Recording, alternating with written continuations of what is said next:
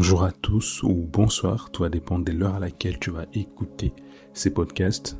Il y a quelques jours, j'avais mis en place un sondage suite à la série d'exhortations, des partages qu'on a eu dans la semaine sur la musique mondaine. Et le but de ces sondages était de savoir s'il y avait un besoin ou pas de partager sur des clés pour abandonner la musique mondaine. Et je crois qu'à plus de 90%, la réponse était que oui, qu'il fallait que je fasse un podcast là-dessus.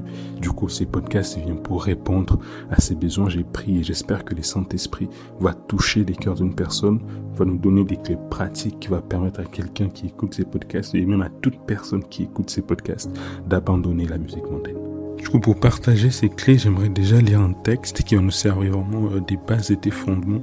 C'est dans 1 Thessaloniciens chapitre 5 au verset 23. « Que le Dieu de paix vous sanctifie lui-même tout entier, et que tout votre être, l'esprit, l'âme et les corps soient conservés irrépréhensibles lors de l'avènement de notre Seigneur Jésus-Christ. » En fait, j'ai lu ces textes parce que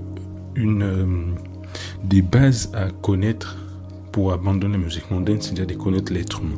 Il faut comprendre que l'être humain est esprit, ou alors est un esprit qui a une âme et qui habite dans un corps. Au fur et à mesure, vous allez comprendre pourquoi en fait j'ai commencé par là. Donc l'être humain est un esprit qui a une âme et qui habite dans un corps. L'esprit, pour résumer, c'est le vrai nous. C'est le siège de notre conscience, de nos convictions profondes, de notre réflexion, et c'est aussi le siège du Saint-Esprit en nous. Alors que lorsqu'on va parler de l'âme c'est le siège de nos émotions, des sentiments, de l'ego, de l'intellect, des souvenirs, de la mémoire, etc. Donc on a d'un côté l'esprit qui est le vrai nous, et généralement dans la Bible, lorsqu'on va parler de l'homme intérieur, lorsqu'on va parler du cœur, on va en fait faire référence à notre esprit. Parce que l'être humain est esprit, et cet esprit-là a une âme, et dans cette âme, on retrouve les émotions, on retrouve les sentiments, on retrouve l'ego, on retrouve l'intellect, on retrouve la mémoire, on retrouve les souvenirs. Donc c'est toute cette partie-là, et donc cet esprit qui a une âme, elle habite dans un corps physique. Et en fait, quand on est de nouveau, notre esprit, il est tout de suite régénéré. Donc à partir du moment où tu acceptes Jésus dans ta vie, ton esprit change, parce que le Saint-Esprit vient habiter en toi, tu es recréé. C'est comme ça qu'on parle de la nouvelle naissance. Par contre, ton âme, lui, il n'est pas de nouveau. C'est un processus. C'est pour ça qu'en fait, beaucoup de théologiens disent qu'on est sauvé. On est en train d'être sauvé et on sera sauvé. Pour parler des 3 parties de l'être humain. C'est-à-dire que l'esprit de l'être humain est tout de suite sauvé. À partir du moment où on reçoit Jésus dans notre vie, notre âme est en train d'être sauvée par les processus de transformation, de restauration, et notre corps sera sauvé par le jour de l'enlèvement lorsque Jésus-Christ va venir nous chercher. Et c'est pour ça qu'en fait, même lorsque tu es né de nouveau, si avant tu aimais beaucoup Aya Nakamura, tu aimais beaucoup Fali, tu aimais beaucoup Booba, peu importe les artistes mondains que tu écoutes et que tu écoutais, que tu aimais, même quand tu es né de nouveau, c'est pas parce que tu es né de nouveau qu'en fait d'un coup, ces choses-là vont disparaître. Non, parce que ces choses, toutes ces informations, ces préférences, ces goûts, cet aspect de ta personnalité sont au niveau de ton âme. Donc même si tu es né de nouveau, ces choses ne disparaissent pas. Tu as toujours en fait tes souvenirs, des paroles, des chansons. Moi je me souviens en fait, il y a des chansons que j'écoutais avant ma nouvelle naissance et jusqu'à aujourd'hui. Ça fait, je me suis converti en 2013, donc ça va faire 12 ans. Ouais, ça fait déjà plus de 12 ans que je suis converti. Et j'ai toujours, en fait, dans ma tête, si tu joues la chanson, je pourrais te chanter les paroles parce que je les ai beaucoup saignées, comme on dit. Parce que toutes ces choses-là font partie de mon âme, en fait. Et comme l'âme, en fait, elle n'est pas de nouveau, donc on n'efface pas tout.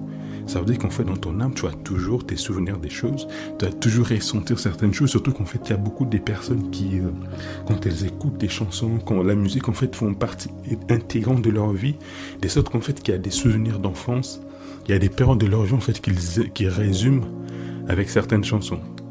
Donc peut-être pendant l'adolescence, il y avait telle chanson que tu aimais beaucoup. Donc quand tu veux un petit peu te remémorer en fait cette partie-là de ta vie, tu as tendance un petit peu à écouter certaines musiques parce que cette musique-là évoque quelque chose de particulier, d'important dans ta vie. Donc c'est ça en fait l'impact de la musique mondaine, c'est que elle réside dans notre âme. Et notre âme, c'est tout un processus de la changer, de la restaurer, de la transformer. C'est comme ça qu'en fait, tu peux être né de nouveau, mais continuer à écouter la musique mondaine aurait tombé de temps en temps dedans. Pourquoi ? Parce que toutes les choses sont ancrées dans ton âme. Dans 1 Corinthiens chapitre 3, du verset 1er au verset 3, l'apôtre Paul nous parle des chrétiens charnels. Et en fait, lorsqu'on va parler des chrétiens charnels ou encore des bébés spirituels, ce n'est ni une insulte, ni une façon de rabaisser qui que ce soit. En fait, lorsqu'on parle des chrétiens charnels, c'est simplement en fait une description du niveau ou de l'état ou en fait du stade spirituel dans lequel une personne va se retrouver. En fait, la caractéristique des chrétiens charnels ou des bébés spirituels, c'est qu'en fait, ces personnes, elles sont nées de nouveau, sauf que elles n'ont pas encore suffisamment grandi. Leur esprit, qui est en communion avec le Saint-Esprit, n'a pas encore suffisamment grandi d'espoir arriver à un stade où c'est l'influence du Saint-Esprit qui va maintenant contrôler leurs émotions, qui va maintenant contrôler leur âme. Ces personnes, en fait, elles sont nées de nouveau, mais leur âme, leur vie, leurs actions sont encore sous l'influence de la chair, sous l'influence du vieil homme. C'est pour ça qu'on parle des bébés spirituels. Donc si en fait tu viens de naître de nouveau, tu te rends compte que tu as encore beaucoup de luttes, tu as encore beaucoup de combats, que tu retombes régulièrement dans la musique mondaine, c'est pas en soi il ne faut pas que tu culpabilises, il faut que tu te dises, ok, je suis à tel niveau, quelles sont les clés, comment maintenant faire en sorte que je puisse passer à un autre niveau, que je puisse maintenant devenir un chrétien mature, un chrétien plus stable, un chrétien plus fort. Donc il n'y a pas en fait des fatalités. Et que ce soit avec la musique mondaine, que ce soit avec les gros mots, parce qu'il y a beaucoup de chrétiens, moi c'est quelque chose qui m'a beaucoup choqué, c'est de constater en fait à quel point beaucoup de chrétiens disent encore des gros mots. Je me dis, mais c'est bizarre en fait. Mais le point, c'est que ce soit avec la musique mondaine, que ce soit avec les grossièretés, que ce soit avec les mauvaises habitudes, c'est plus ou moins les mêmes traitements. Parce que c'est des choses qui sont liées à l'âme. Donc tu es né de nouveau, mais tu es encore un bébé spirituel. C'est-à-dire que plutôt que ce soit les Saint-Esprit qui te conduit, plutôt que ce soit l'influence du Saint-Esprit qui se manifeste en toi, de sorte que dans tes émotions, dans tes sentiments, tu ne fais plus les choses sur base de tes envies, tu ne fais plus les choses sur base de tes émotions, même si ces choses ne sont pas conformes à la parole de Dieu, même si ces choses ne sont pas conformes aux valeurs de Christ, mais tu arrives maintenant à un stade où tu fais des choses conformément à Christ et tu es maintenant conduit par les Saint-Esprit. C'est comme ça qu'on fait dans Galates 5, au verset... pas tout du verset 16, et la Bible parle des œuvres de la chair et des fruits de l'esprit.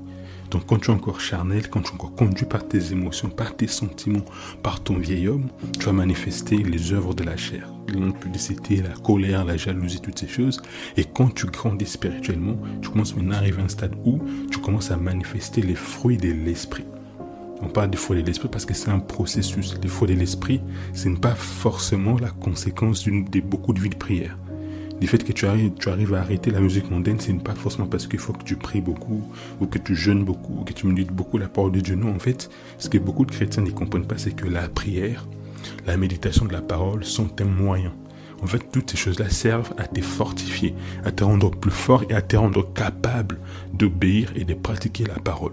Mais même quand tu as fait toutes ces choses-là, il y a une dernière étape qui s'appelle la mise en pratique de la parole de Dieu. Parce qu'il y a beaucoup de personnes qui vont prier, qui vont méditer, qui vont chercher l'onction. Il y a même des personnes, quand tu vois leur vie, elles manifestent des dons spirituels. Dieu les utilise, les Saint-Esprit les utilisent très puissamment. Mais quand tu regardes dans leur caractère, tu te rends compte que ces personnes, elles sont très grossières. Ces personnes, elles sont encore dans la musique mondaine. Ces personnes sont très légères.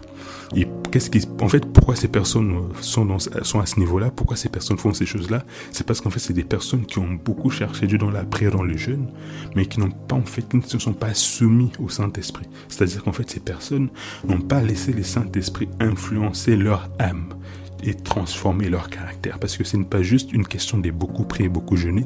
Il faut collaborer. Et c'est comme ça qu'en fait, on utilise les mots brisement. Je pense que tout chrétien a certainement déjà entendu ce mot-là une fois, les mots brisement. Pourquoi on parle des brisements? C'est parce que généralement, l'être humain, à cause de son ego, va toujours résister à l'œuvre du Saint-Esprit en lui. Le Saint-Esprit te dit, arrête avec la masturbation. Tu dis, non, moi je ne veux pas. Le Saint-Esprit te dit, arrête d'écouter les musiques mondaines, quitte ce type de fréquentation, arrête avec ces genres d'amis. Toi, tu résistes, tu continues de te complaire. Tu es un coup dedans, un coup tu n'es pas avec eux, un coup tu es avec eux. Le Saint-Esprit te dit, consacre-toi, monte plus haut, arrête ici, arrête là. Mais toi, tu es toujours en train de lutter. Parce que l'être humain, il est par nature, il est toujours comme ça. Tu as des choses auxquelles tu es attaché, tu as des habitudes, tu as des pratiques, tu as, comme on appelle, des péchés mignons que tu affectionnes. Et donc, en fait, tu vas continuer, en fait, de les affectionner. Le Saint-Esprit ne peut pas faire quoi que ce soit en toi parce que le Saint-Esprit a besoin de ta volonté. Le Saint-Esprit a besoin de ta collaboration. Mais cela ne va pas l'empêcher de t'utiliser. Il peut t'utiliser, il peut t'éloigner parce qu'il y a un besoin. Il y a des personnes qui ont besoin d'être sauvées. Il y a des personnes qui ont besoin d'entendre la parole de Dieu. Il y a des personnes qui ont besoin de recevoir la manifestation des dons spirituels, que ce soit des prophéties, que ce soit des paroles, des connaissances. Et quand il voit que toi, tu es disponible, parce que tu pries, parce que tu jeûnes, parce que tu es dispose pour qu'il t'utilise, il va t'utiliser. C'est pour ça qu'en fait, le fait que le Saint-Esprit utilise une personne n'est pas synonyme du fait que cette personne-là est approuvée par Dieu, ni que cette personne-là est mature spirituellement. Parce que la maturité spirituelle, ce n'est pas le fait que Dieu t'utilise. En fait, la maturité spirituelle n'a rien à voir avec les dons spirituels. La maturité spirituelle, c'est mesure au fruit de l'esprit. Donc, pour revenir à la musique mondaine, la raison principale qui fait que beaucoup de personnes, beaucoup de chrétiens écoutent encore la musique mondaine, beaucoup de chrétiens luttent encore avec ça, c'est parce qu'ils sont encore au stade des bébés spirituels. C'est parce qu'ils n'ont pas encore suffisamment grandi. C'est parce qu'ils ne se sont pas encore suffisamment fortifiés au point d'abandonner la musique mondaine. C'est parce qu'en fait, elles n'ont pas laissé le Saint-Esprit les influencer pleinement dans leur esprit et dans leur âme. Parce qu'en fait, le Saint-Esprit, on ne l'a pas appelé Saint-Esprit pour rien. Parce que sa nature, c'est la sainteté. Et à partir du moment où tu laisses le Saint-Esprit t'influencer, une des premières choses que le Saint-Esprit fait en toi, c'est qu'il crée en toi la sainteté. C'est-à-dire qu'en fait, tu vas commencer à être dégoûté de tout ce qui est impur, de tout ce qui ne l'honore pas. Tu vas commencer à être mal à l'aise. Moi, quand je me suis converti, je me souviens, j'étais un très très grand fan de musique mondaine, mais dès qu'en fait je me suis converti, j'ai commencé à être mal à l'aise avec ces choses-là. C'était une période où je commençais à préparer mon bac, et je me souviens qu'à cette période-là, il y avait Gims qui avait sorti son album, c'était Subliminal, et moi je me suis converti à peu près vers le mois d'avril, je crois un peu plus. Entre avril et juillet, je n'ai pas exactement la date à laquelle j'ai dit Seigneur, j'étais resté dans ma vie, mais c'était un peu un processus, c'était un peu un petit parcours de conversion. Et avant ma conversion, j'ai saigné, j'écoutais tous ces albums, mais d'un coup, en fait, quand je me suis converti, que le Saint-Esprit est venu habiter en moi, j'ai commencé à me sentir mal à l'aise. Quand ces chansons jouaient, j'ai ressenti comme du dégoût. Je n'étais plus à l'aise, que ce soit avec la musique mondaine, que ce soit avec l'impudicité, la pornographie, toutes ces choses. Il a créé ces malaises parce qu'en fait, c'est l'esprit de sainteté. Donc, toute personne qui a réellement une vraie relation avec le Saint-Esprit sera mal à l'aise avec ces choses. Et les problèmes, ce qui fait que beaucoup de personnes luttent encore avec la musique mondaine, comme je l'ai dit, c'est parce qu'elles ne laissent pas le Saint-Esprit suffisamment influencer leur esprit et leur âme. Et en fait, elles sont très émotionnelles. Elles vont être conduites par leurs émotions, elles vont être conduites par leurs sentiments, elles vont être conduites parce qu'elles ressentent, parce qu'elles voient. Moi, je me souviens, par exemple, après ma conversion, je commençais à faire les processus d'abandon de la musique mondaine. Donc, je pouvais faire plusieurs mois sans écouter des musiques mondaines.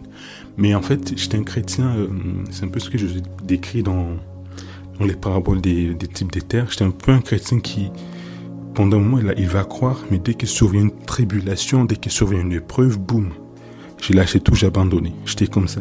Donc, je pouvais faire plusieurs mois, plusieurs semaines, des consécrations où j'étais vraiment en communion, en romance avec le Saint-Esprit.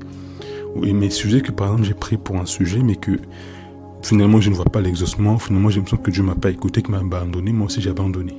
Je me disais, vas-y, j'ai le seum, j'en peux plus. En fait, dès qu'en fait, il y avait un sentiment qui était fort en moi, que ce soit la colère, que ce soit la déception. En fait, dès qu'il y avait un sentiment négatif qui était très fort en moi, tout de suite, je me retrouvais en fait à écouter la musique mondaine c'est comme pour exprimer, pour libérer cette frustration, mais au final, ça finissait par nourrir encore plus cette frustration, par nourrir encore plus cette émotion, ces sentiments-là. Pourquoi ? Parce que la musique mondaine a une très forte influence sur nos émotions, sur nos sentiments. Donc j'étais un chrétien comme ça pendant 6 mois, je pouvais être bien, mais dès qu'il survenait un truc, boum, j'ai lâché, j'ai craqué, et je me remettais à réécouter la musique mondaine. Donc, une des clés justement pour arriver à un stade où tu n'écoutes plus la musique mondaine, parce que là j'ai un peu décrit la cause, qui est le fait qu'on ne grandit pas spirituellement. Mais la solution, c'est premièrement grandir dans la communion avec le Saint-Esprit. Parce que tout ça, ce n'est qu'une résultante en fait de la relation qu'on a avec le Saint-Esprit. Tout à l'heure, j'ai dit qu'on fait que le Saint-Esprit, c'est un esprit de sainteté. Donc, plus tu vas continuer à communier avec lui, plus tu vas grandir dans la prière, plus tu vas grandir dans la méditation, plus tu vas grandir dans la parole, plus son influence en toi va augmenter. De sorte qu'en fait, tout ce qui va être impur en toi, il va commencer à les mettre en lumière. Tu peux cacher des péchés en toi, tu peux en fait être complaisant avec certaines choses, mais quand tu es réellement sincère avec le Saint-Esprit, quand tu es réellement désireux de le voir te changer, de le voir te transformer, quand tu vas commencer à te rapprocher de lui, il va commencer à mettre en lumière tout ce qui est négatif. Parce que le Saint-Esprit, c'est l'esprit des lumières. Donc toutes les œuvres infructueuses des ténèbres en toi, il va commencer à les exposer. Il va commencer à exposer les mauvaises habitudes. Il va commencer à te dire, toi, t'es gros. Certains que tu vas me dire là, ne les dis plus. Parce que dès que tu vas commencer à les sortir dans ton esprit, tu vas sentir que le Saint-Esprit, il est attristé. Donc en fait, ce qui se passe quand tu commences à te rapprocher avec le Saint-Esprit, par la prière, par la méditation, par des temps d'adoration, c'est que premièrement, il va augmenter ta sensibilité spirituelle. En fait, tu vas devenir plus conscient de sa présence en toi. La raison pour laquelle beaucoup de personnes en fait s'endurcissent dans les péchés, c'est parce que plus tu t'endurcis dans les péchés, plus en fait tu attristes le Saint-Esprit et tu passes un stade où tu attristes le Saint-Esprit à un stade où tu éteins l'esprit.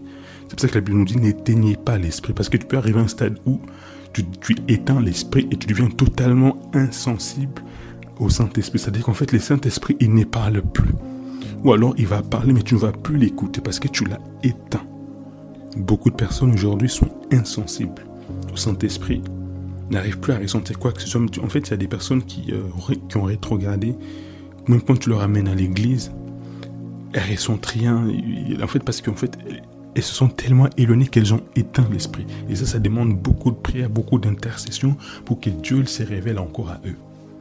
Donc en fait, ce que je disais un peu plus tôt, c'est que la première chose quand tu vas commencer à te rapprocher du Saint-Esprit, à communier avec lui dans la prière, dans la méditation, c'est que tu vas devenir plus sensible à lui. Il va commencer à réveiller tes sens. Il va commencer à s'allumer. Du coup, tu vas commencer à être plus conscient en ce qui concerne les péchés, la justice et les jugements. C'est ce que nous dit dans Jean 16, il dit que le Saint-Esprit, quand il viendra, il convaincra les mondes en ce qui concerne les péchés, la justice et les jugements. Donc, plus tu communies avec le Saint-Esprit, plus il met en lumière en toi tout ce qui n'est pas de lui. Parce que le Saint-Esprit, il est saint. C'est l'esprit de sainteté. Donc, il ne cohabite pas en toi avec les péchés.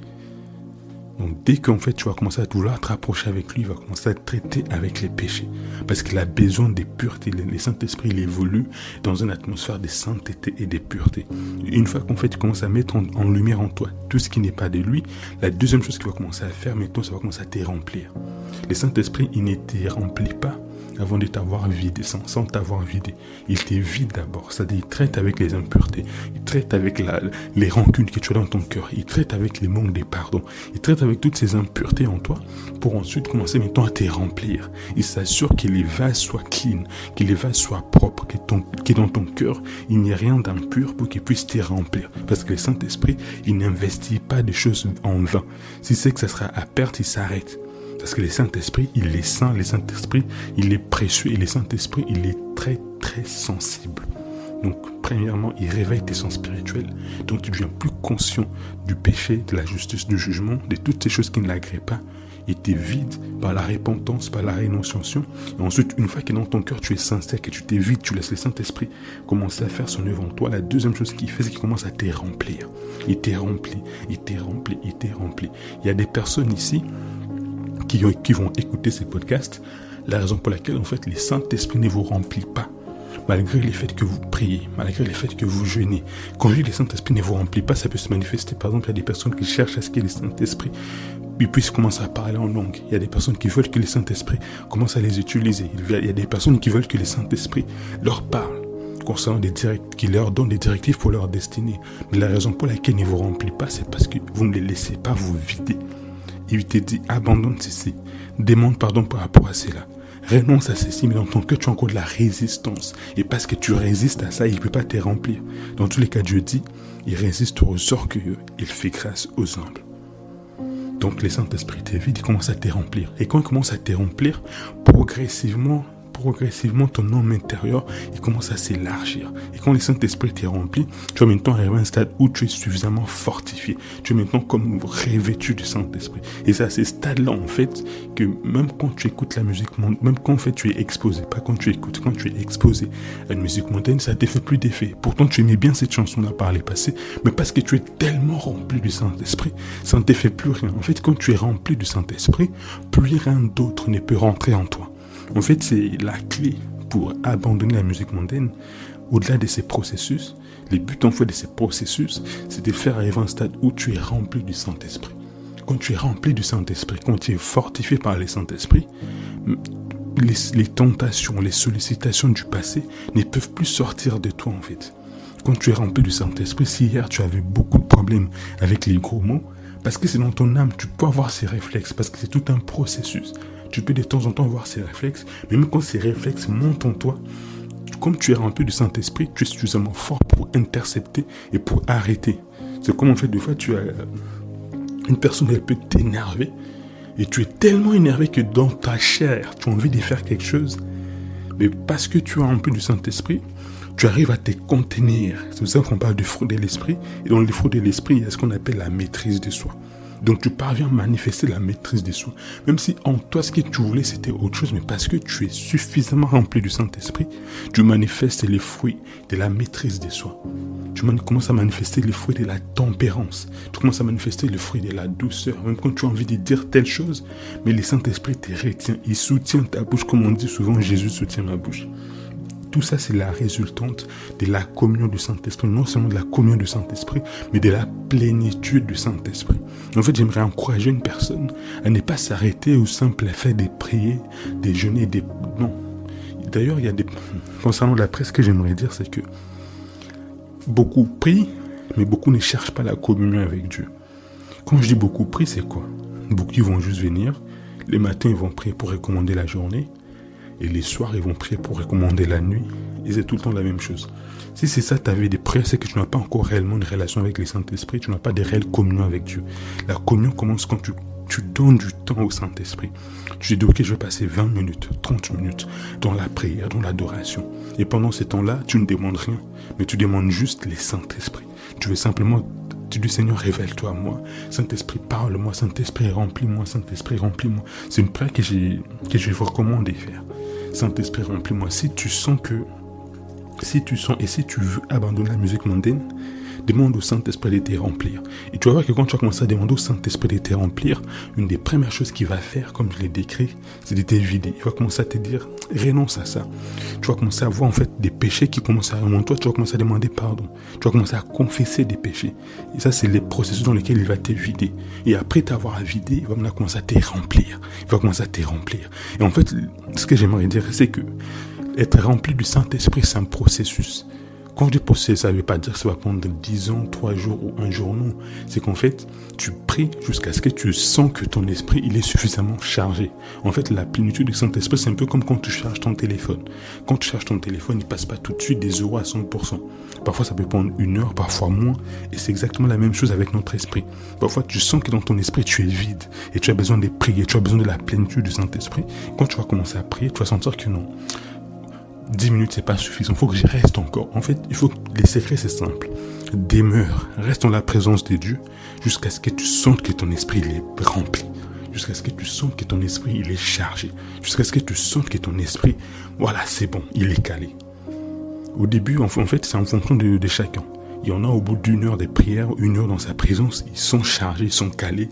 Ils sentent que voilà, c'est bon, je suis équipé, je suis rempli du Saint-Esprit.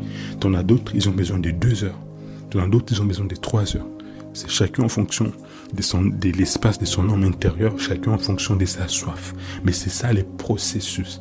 Tu passes du temps dans sa présence, il t'est rempli, jusqu'à ce que tu es suffisamment chargé, jusqu'à ce que tu es suffisamment équipé. Et c'est là que tu vas voir qu'en fait, les musiques d'hier commencent à te faire de moins en moins d'effets. Les pensées négatives commencent à faire de moins en moins d'effets. Tu es plus fort, tu commences à plus facilement résister aux sollicitations et aux tentations mondaines. Et un dernier point important, c'est que la plénitude du Saint-Esprit, c'est quelque chose que tu dois désirer tous les jours.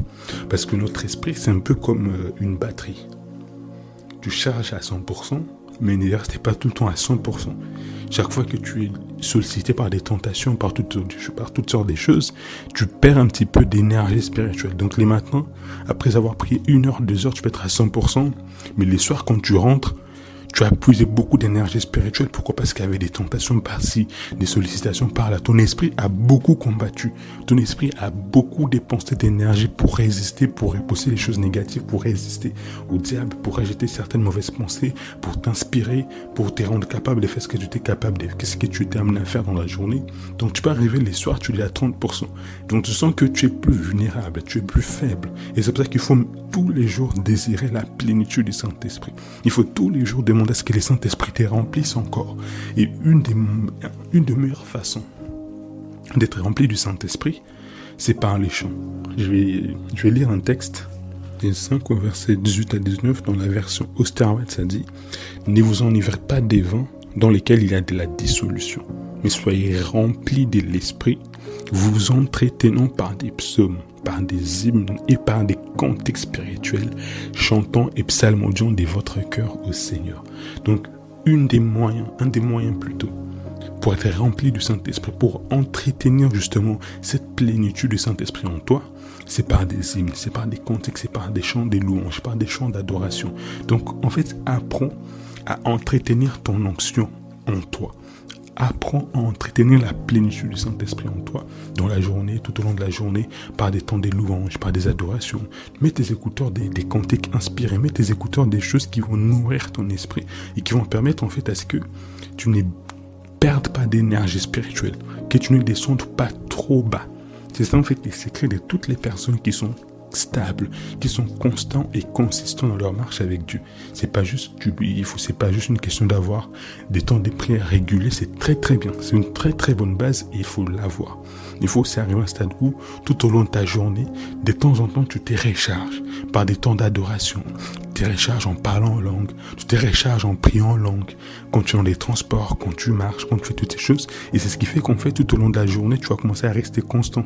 C'est comme si en fait quand tu fais cet exercice là, c'est comme si en fait quand supposons que à midi ta batterie spirituelle était passée des 100 à 80, quand tu passes du temps dans la louange, dans l'adoration en priant en langue, tu gagnes 5%, tu remontes à 90%, et ça fait qu'en fait dans la journée, au lieu que tu descendes, que tu finisses ta journée à 30 ou à 20% comme d'habitude, tu finis ta journée à 60, 70%, 80%. Pourquoi? Parce que tout au long de la journée, tu seras entretenu, tu te seras rechargé spirituellement par des louanges, par des adorations.